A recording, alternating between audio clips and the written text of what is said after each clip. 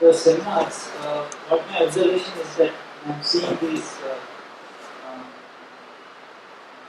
summaries which have been given to me. What I am observing is that the students must try to do two things. First thing is that they must try to define in as direct and as clear way possible what is their problem which they have taken up for study. Second,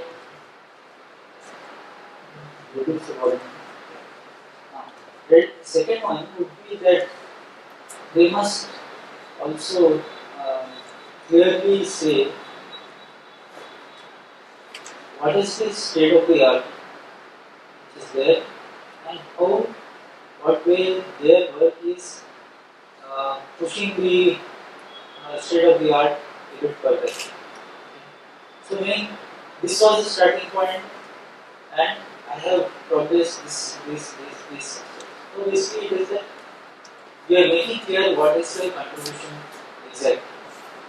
Okay. So unless there is made very clear, we don't know whether it is just a simple repetition of the literature. We don't know that what is really that contribution from the candidate.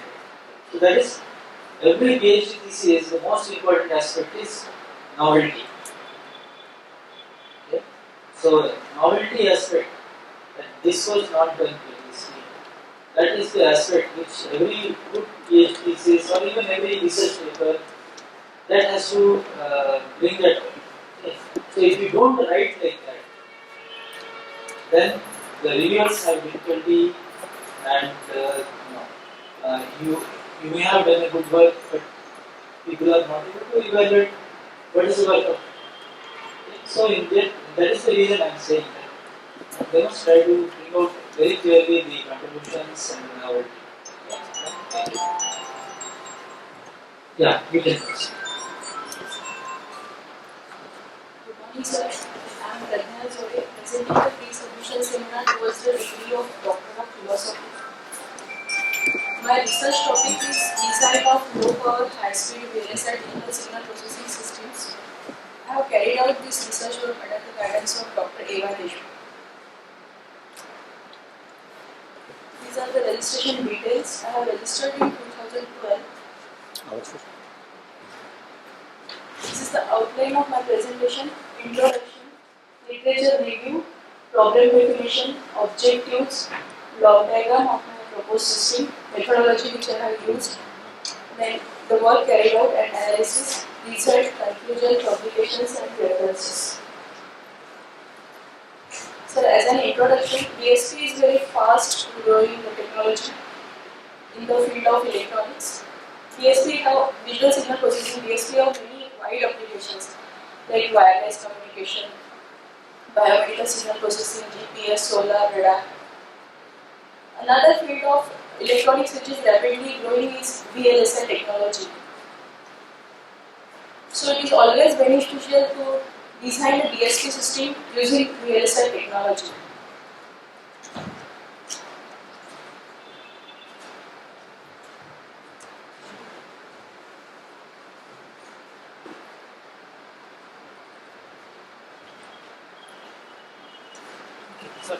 Please go. Sir, in the consumer market, all battery-operated devices like laptops, smartphones.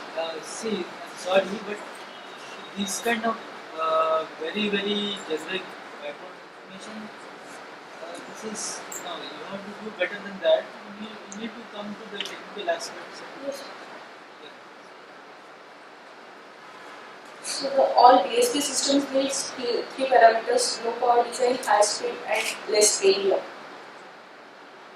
I have done the literature survey. First, I have referred to the paper of synthesis of control circuits in folded pipeline DSP architectures. So in this paper, folding transformation technique is completely in detail. It is explained. Next paper. In this paper, different transformation techniques are explained, like folding, unfolding, pipelining, and parallel processing. So in this paper, pipeline parallel FFT architectures have folding transformation. Folding transformation technique is applied on the FFT algorithm.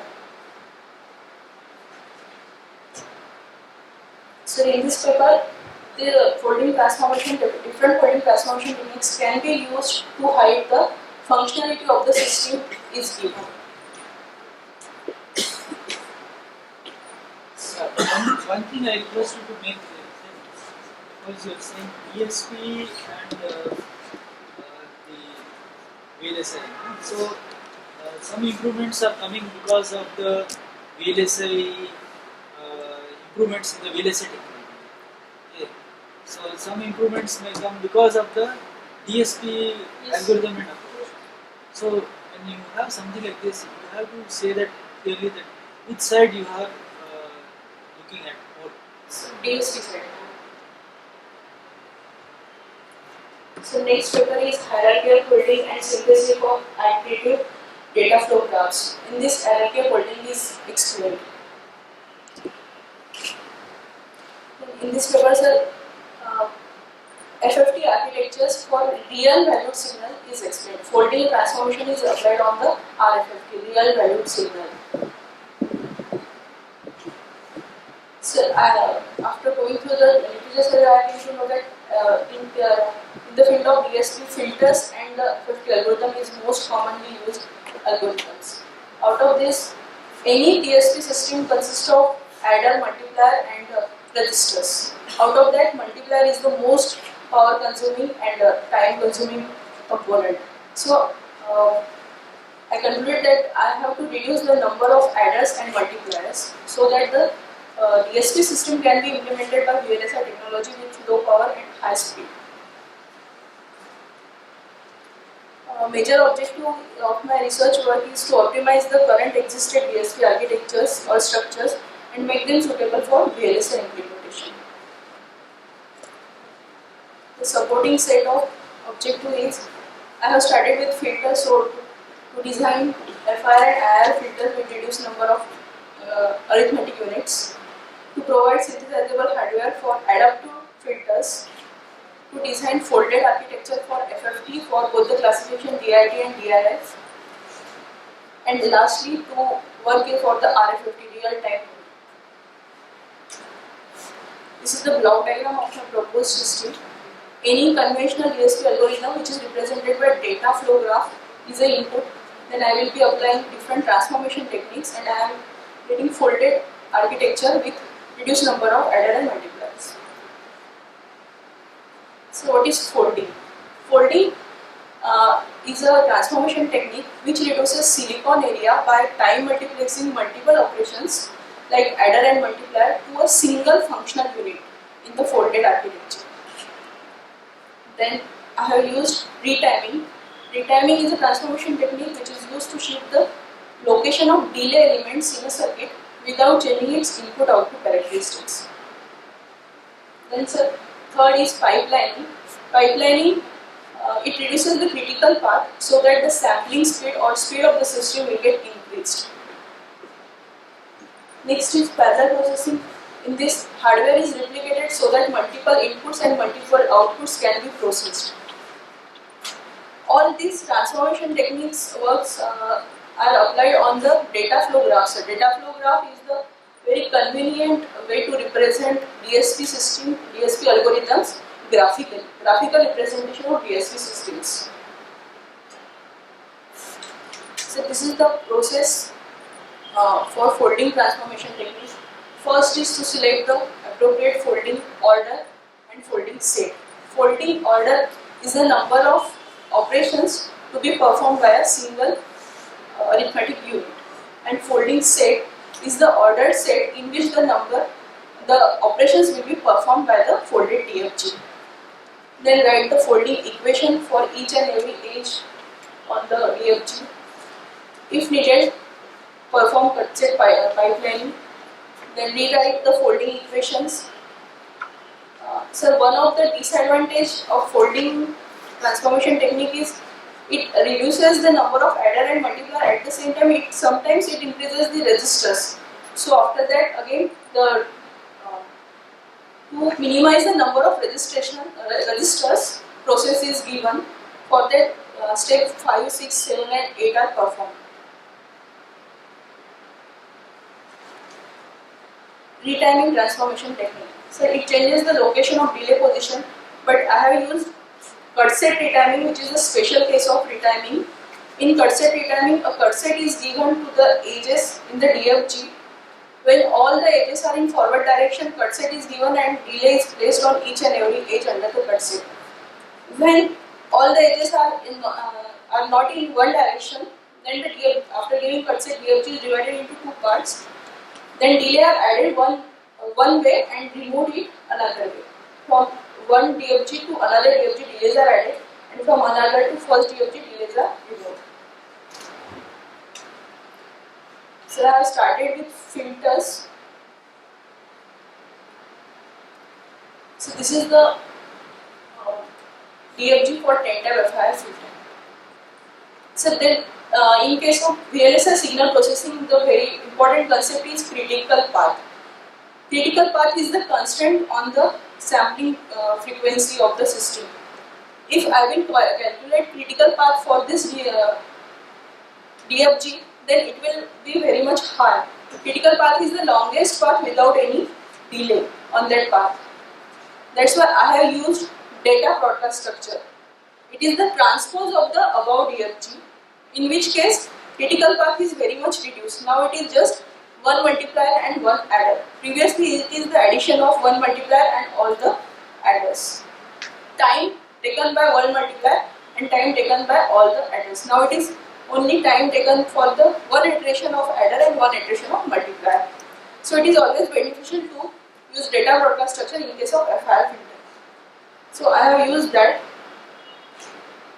Then folding factor I have taken n equal to 10. Means in the folded DFG, one single adder or multiplier will perform 10 different computations. The folding sets in which order the operation will be performed, that is given by the folding set. For multiplier, different folding set is there, and for adder it is different. Folding in which sequence order that will be performed, that is given by the folding order. Like in the DFG, multiplier 0 is having folding order 0, so that will be performed first. Adder 10 is having folding order 0, so that operation will be performed first, and likewise sequentially. This is the standard equation of the folding edge, where n is the folding order, W of E is the weight on that edge, PU is the pipeline stage of source node, small v and small u are the folding orders of the respective nodes. So I have written the folding equation for all the edges.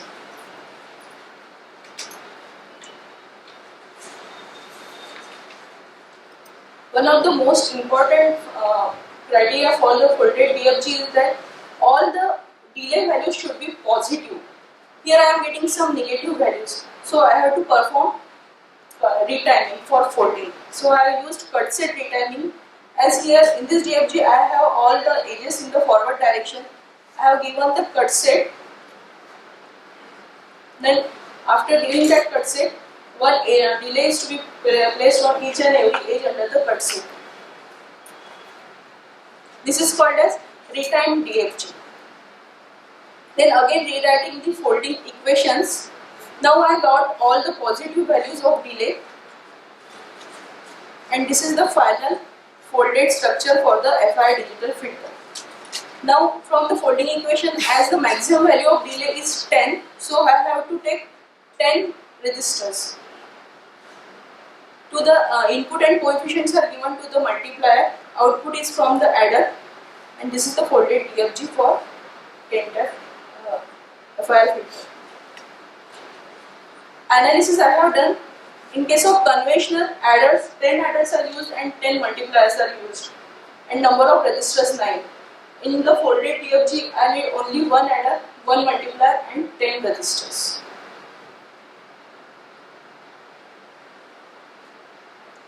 Next, I have switched to third order IIR filter.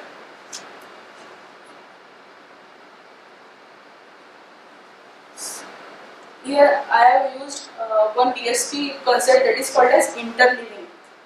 Interleaving is a time multiplexing process where independent computations are executed by the same arithmetic unit. Like this first structure will perform only single sampling of single signal, input signal. But in the interleaved, this is interleaved by 3 delay. That means 3 samples can be sampled by the same filter structure. So if we want 5 or 6 samples to be filtered by same structure, we have to replace that delays. Here I have selected folding factor n equal to 4. These are the folding sets. Again I have written the equations. Again I got some negative values, so I have to perform Ghrce retiming. So I have given Ghrce retiming. When the DFG is divided, I have to put the delays. Then rewriting the folding equations. Now in this case, the highest value I got is 30. Now the number of registers required for the folded architecture is 30, which is very high as compared to the original DFG. That's why I have further applied the register minimization technique. The technique is, this register minimization technique is given in the Pari's books of KK Pari VLSI implementation of digital signal processing. So for that I have to make the lifetime chart. These are the nodes which are in the DFG. T input is calculated as U plus PU, where U is the folding order of the node and PU is the pipeline stage of that node. So I have calculated T input. T output also I have to calculate U plus PU plus max. So this quantity is taken from these equations, maximum value. Then lifetime for each and every node, T input to T output. Then after that I have calculated lifetime chart, which gives me the minimum number of registers to be implemented in the DFG. So in this case, horizontal lines are the clock cycles and vertical lines are the lifetime of that individual node. The node is live when it is produced, and then I have to calculate the number of live variables. I have calculated, and out of that maximum value is 4. So I need to get 4 registers for the folded DFG. How that 4 registers are used, that is given by the next step, that is forward backward register allocation table. So this is the allocation table for 4 registers. Forward backward, where first the data will move forward, and when again it need a register, it can move backward. That's why it is called as forward backward. Then after all the steps, this is the final folded structure for the third order IIR filter, but which is interleaved for 3 examples. So the analysis I have done here also. In case of adder and multipliers, 4 are used in the original conventional DFG. I have designed this using 1 adder and 1 multiplier. Number of registers are also reduced. Previously it is 4, now it is. Previously it is 9, now it is 4. Next concepts are hierarchical folding transformation. So when the DFG is very large, it is very difficult to apply the folding transformation technique on the complete DFG, At that time, the DFG can be divided into substructures, and folding is applied on one substructure, and the complete folding process of the large DFG can be done by by changing the number of delays as well as switching instances. This is the folding hierarchy of folding. So, sir, I have designed hierarchy of folded DFG. Sir, it is done from the previous diagram only, but now it is for 6th order IIR digital filter for the folding order 8. Now, previously I have used folding order 4. Now it is for folding order 8. That means one adder and one multiplier will perform 8 different operations for 6th order IIR digital filter. So next I have used adaptive filter, LMS adaptive filter. Adaptive filter is a filter which adjusts its characteristics while runtime. It has very large applications. So this structure is called as non-canonical because in case of this LMS adaptive filter, it is there are two parts. First is FIR filter structure and then wait update log.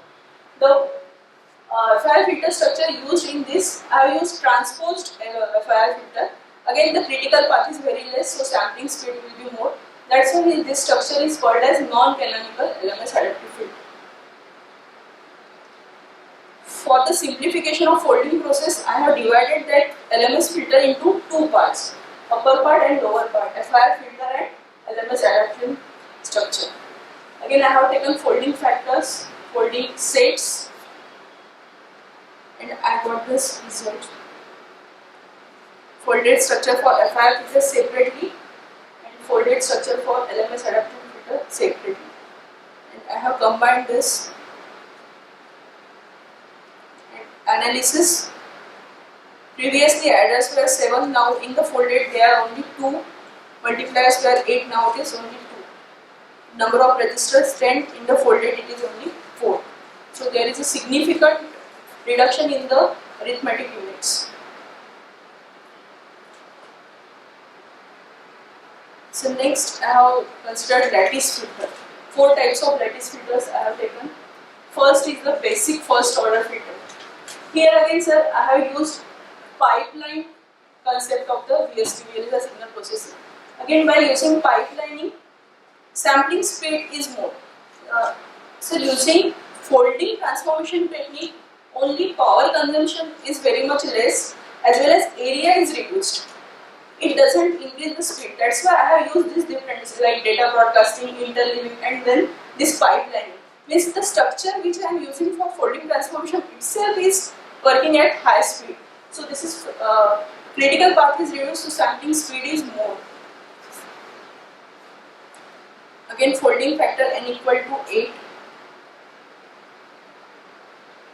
I have done complete process for this.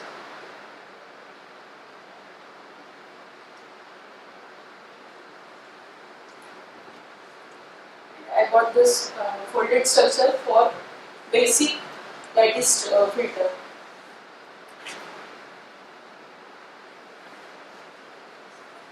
N equal to 8, and this is the hierarchy of folded DFG for the same basic lattice filter, which will work for n equal to 16, that 16 folding factor.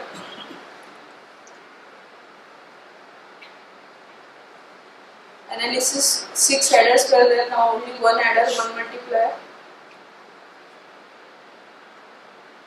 Then second type of lattice filter is 1 multiplier.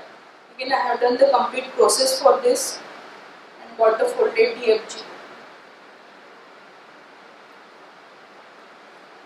This is the analysis for 1 multiplier first order structure. Third type of lattice filter is normalized lattice filter. So I have done again all the folding for this folding transformation technique. Got the folded structure, compared the conventional and folded structure. Last type of lattice filter is scaled, normalized. I have done for that also. I got the results. Then next DFG I have considered elliptical filter. Here again I have used folding transformation technique and I got the folded DFG.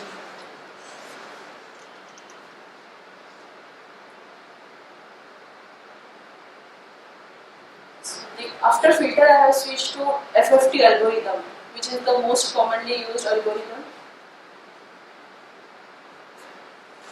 So there are two classifications of FFT, decimation in time and decimation in frequency. So I have started with 8-point decimation in time FFT using radix 2. So this is the standard flow graph of FFT. As I told that folding transformation technique is applied on the data flow graph only. So I have to convert this flow graph into data flow graph. So I have converted in data flow graph where A0, A1, A2, A3 are the two radix 2 butterfly structure for the first stage of the flow graph. B0, B1, B2 and B3 are the 2-point butterfly structure for the second stage of the FFT, and last is C1, C2 for the last stage of the FFT. Here is a folding factor. I have taken n equal to 12. In here some phi is there. Phi means that when there is phi, that butterfly structure will not perform anything. Folding equations. Again some negative values are there. So perform retiming. Again after giving cut set I have to place delay. Rewriting the folding equations. Then lifetime chart. Now this here lifetime chart is constructed in somewhat different input samples x1, x2, x7. They are assumed to be inputted one per clock cycle. Then so its lifetime is like x0 is inputted in the 0th clock cycle. First butterfly 2-point FFT will operate on x0 and x4. So x0 will inputted in the first clock cycle. It has to wait up to x4 will get inputted. So from 0 to 4, like x1 is from 1 to 5. And for intermediate outputs, y0. So y0 is from a0 to b0, and a0 is having folding order 0. Likewise, b0 is also 0. So its lifetime from 0 to 0. y1 is from a0 to b1. So its lifetime is from 0 to 3. Likewise, I have calculated lifetime for all the ages. Then constructed a lifetime chart, finded out the minimum number of registers. I got here the value is 7. So using 7 registers, I have done the forward backward register allocation. And this is the final folded DFG for radix 2 8-point DIF FFT. So if I compare conventional and folded 8-point FFT, in case of conventional 12 butterfly units are used. In case of folded, only 3 butterfly units are used. This is the structure for 8-point DIF. I have done all the process. I got same structure. Again comparison. Only the inputs will be different. Then same process I have applied on 16-point FFT also, both for DIF and DIT.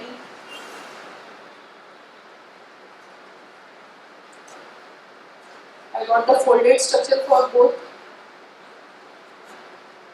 And if I compare, in case of conventional, it is 32 butterfly units are there. In case of folded structure, only 4 butterfly units are there.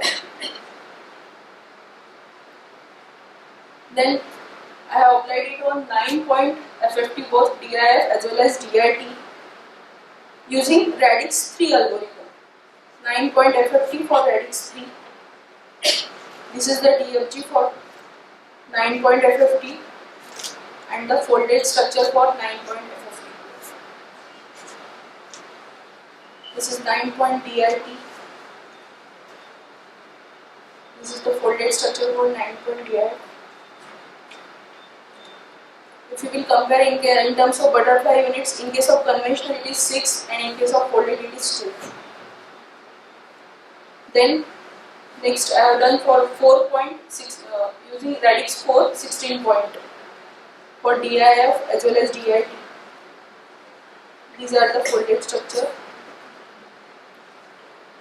and this is the comparison between conventional and folded. Conventional is using 8 butterflies, folded is using only 2 butterfly structure. Then next concept is real time, real valued fast Fourier transform.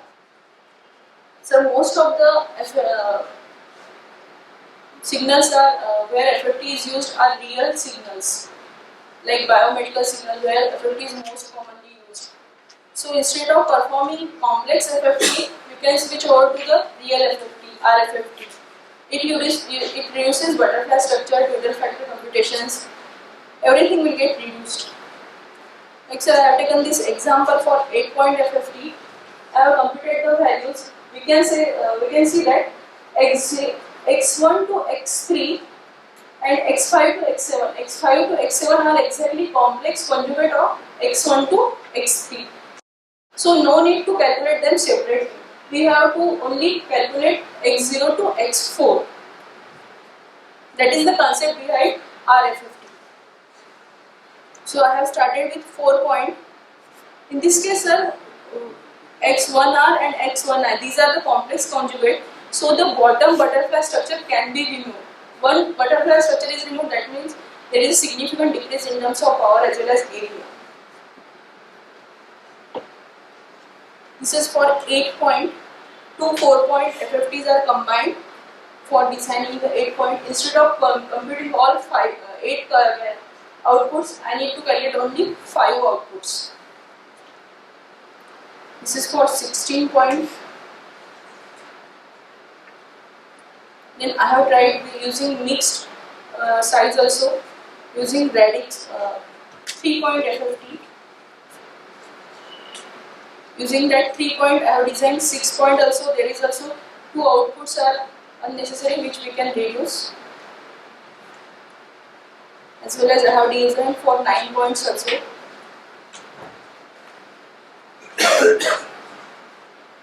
So all these I have designed, then I have written code for this Verilog code, which I have simulated by using Xilinx ISC 13.1 software, and I have synthesized all this on Vertex 5-bit FPGA board.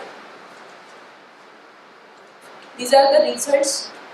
Like for folded 10-tap FIR filter, this conventional power consumption is 0.70 milliwatts, and my folded architecture is consuming 0.49 milliwatts.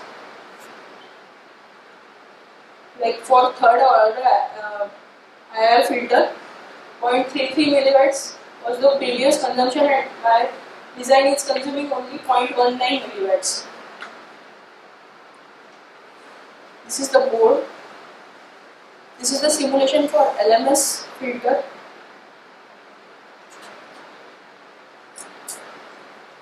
Results for all the filters which I have designed in terms of power and delay.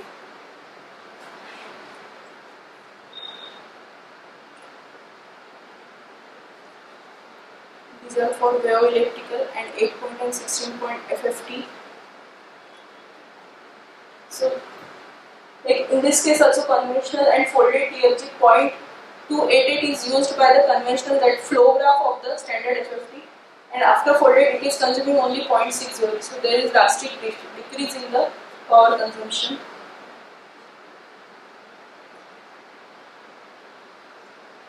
These are the results for 16 point using radix 4. Comparison between CFFT and RFFT. Not exactly 50%, but CFFT is taking 0.160 milliwatts and 4-point is taking only 100 milliwatts. RFFT. This is comparison for 3-point, 6-point and 9-point. Conclusion. So by all this analysis, I can conclude that there is a drastic decrease in the power consumption after the folded structure.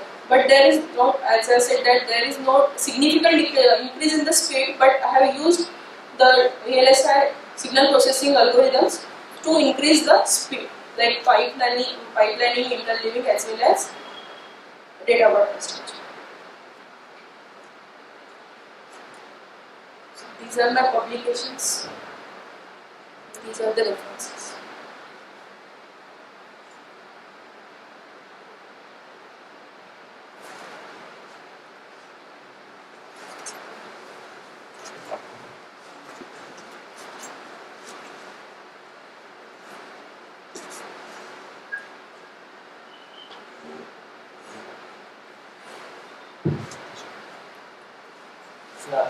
Yeah.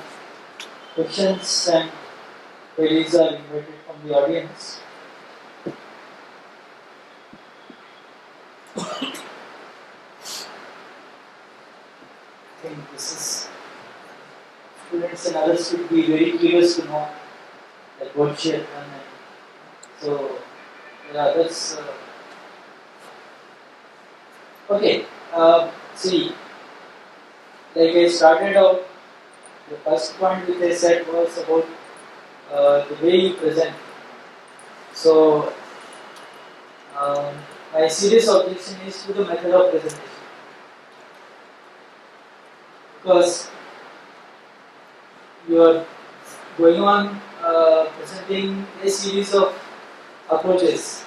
However, I am not able to make out that which was anything which was the previous one, or all the things which you have presented are totally new or novel, and there is nothing which was done previously.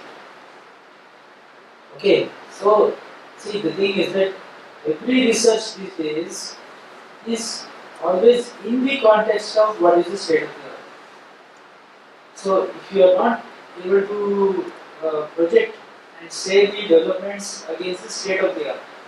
Okay, so say you had said previously this is like that. No, there is no reference. Such and such person, such and such reference, they have done like this. So it is not enough just to give some literature survey. We have to connect your improved methodology against what was the previous practice in the literature. Okay, that is the research approach which is there in practice now. Okay, so you may have done good work, you may not have done anything. I don't know. Unless you are able to connect that what was done previously, in what manner your approach is different. Even the difference aspect I could not mention. What manner it is different, in what manner the difference has improved. Okay, so but I'm happy that you have not just stopped at designing some things, but you have also tried to see that in practice that what is the outcome of your design. So I'm happy with your simulations and Xilinx the board implementation. Okay, that is good. However, still something more can be done. What if we take some different types of signals? Okay, and in fact, any signal processing, the real test of it comes when there is some noise. Okay, so and then can you have conventional approaches? Can you have your approach? Give them some standard set of test signals, and then see that what is happening. Okay, so then that is one of the aspects. Another aspect which is there is that these days nobody uses DSP in a standalone manner. It is always as a block to something else. Right? So, in application, how this approach is helpful? Okay. So, is there some way that the integration into an SOC or something is what is the benefit for that? Okay. So, we saved some silicon. Now, how much more that is going to help the other system parameters, right? Or okay, let us say that we go to block diagram approach. Okay, so for these blocks, is there any scalability? Let's say that if we are able to keep multiple of such units, and can a designer use multiple of such units to build something which is no, more advanced or something which was not possible previously. So like that, so basically we are all what we are doing is we are pushing the designs to the extreme. Right? So that if you can think of, that would be very good. Okay? Lastly, my question is about the publications. Which of these is a SCI publication? So, if your work is good, why you have been diffident in not presenting it to the more standard kind of things, And the reason also is that what happens is there the review process may be very tough, but as a student it teaches you a lot, because when the experts really, when they review, they will give you the feedback which is going to be quite beneficial for the improvement of your work. Okay. Another reason, are you employed already? Yes. Okay, but these days, if anybody is seeking employment in say a central university, or whether they are seeking employment in NIT or any other such kind of standard places, the UGC is insisting that the publications which are there must be with the SCI kind of. So you may be sending more, but Yes. so see, and other things is like you say, see, if it is Springer or any other such kind of places, then there is much more visibility for your work. Okay. Now, with the obscure kind of publications, nobody knows what it is, nobody is going to cite it. If you don't get citations, then there is no purpose of the research work at all. So, at least on the fundamentals of it, my overall opinion is that it is a promising work. It is not yet complete. It is a promising work. Yes, we can do some more things and polish it up, and the presentations. All the kind of presentation. The scientific approach of presentation is giving the proper citation to previous work and references, and then what is the novelty, what is the contributions, okay, that you must improve. And if you are improving your publications and also the applications aspect also, if you improve, then I think so it will be really good work. Right. Thank you. Thank you. I think she deserves some applause.